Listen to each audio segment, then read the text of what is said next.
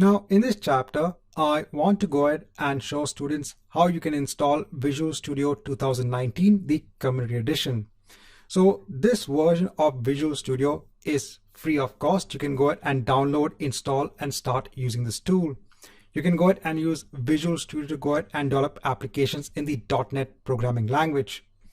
Now, in this course, I do have some very simple examples when it comes to .NET applications. This is just to go ahead and give you a rough idea on how you can use .NET, a programming language, to go ahead and interact with Azure-based resources. You can also go ahead and publish your applications onto Azure services as well from Visual Studio. So before that, I want to ensure that this prerequisite is met, wherein you can actually go ahead and install Visual Studio 2019. So over here, let me go ahead and first search for Visual Studio 2019. So I'll go on to the downloads link.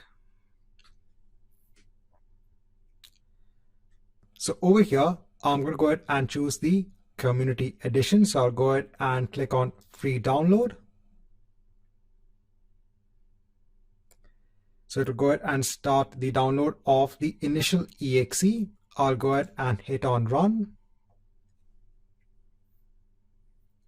This will then go ahead and download some prerequisite packages, and then it will go ahead and actually start the installer for Visual Studio 2019. So over here in the installer, let me go ahead and hit on continue. Now over here, please note that I'm going ahead and showing you the installation of Visual Studio 2019 on a clean or a new Windows 10 machine. So now over here in the initial screen, we can go ahead and decide what are the workloads that we want to go ahead and install.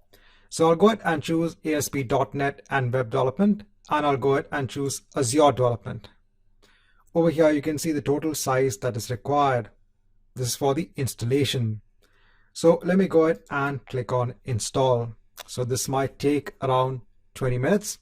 Let's come back once the installation is complete. Now, once the installation is complete, you can go ahead and hit on launch. Over here, when it comes to signing in to Visual Studio, I'll say not now, maybe later. If you have a Visual Studio account, you can go ahead and log in. You can go ahead and choose what are the settings that you want, and then you can go ahead and start Visual Studio. Again, those settings are just for the look and feel of Visual Studio itself. And then you will actually go ahead and see the screen wherein you have Visual Studio 2019 in place. You can then start going ahead and creating new projects from here itself. Right, so this marks the end of this chapter, wherein just quickly, showing you how to set up Visual Studio 2019.